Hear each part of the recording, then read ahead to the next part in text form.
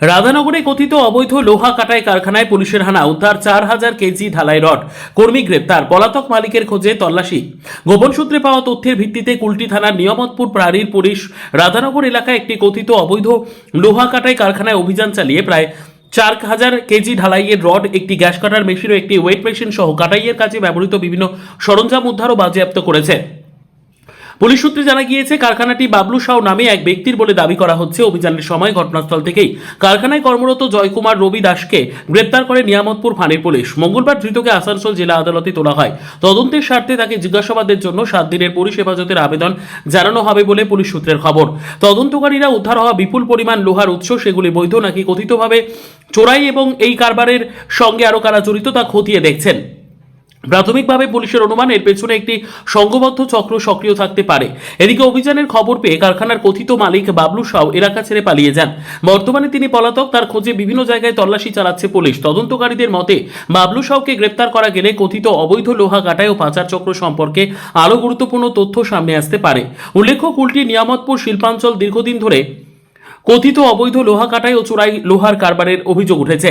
সাম্প্রতিক এই অভিযানের পর ওই চক্রের বিরুদ্ধে আরও বড় ধরনের পদক্ষেপ নেওয়া হতে পারে বলে পুলিশ সূত্রে ইঙ্গিত মিলেছে।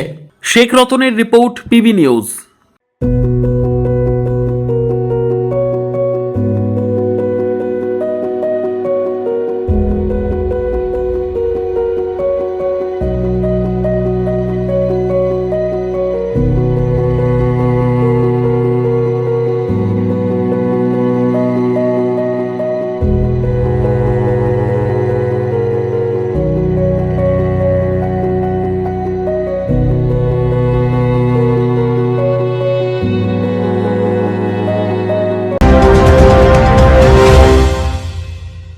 ডিগ্রি করার পরেও চাকরি নেই, অথবা স্কুল কলেজের পাশাপাশি একটা কোর্স করে ব্রাইট ক্যারিয়ার বানাতে চান?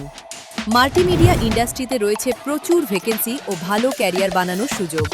চলে আসুন মুপল ইনস্টিটিউট অফ অ্যানিমেশন এবং ডিজাইন বর্ধমান সেন্টারে। Animation, VFX, graphics design, video editing, digital মার্কেটিংয়ের মতো কোর্স করুন। ইন্ডাস্ট্রি স্ট্যান্ডার্ড ট্রেনিংয়ের সঙ্গে থাকছে 100% প্লেসমেন্ট অ্যাসিস্ট্যান্স।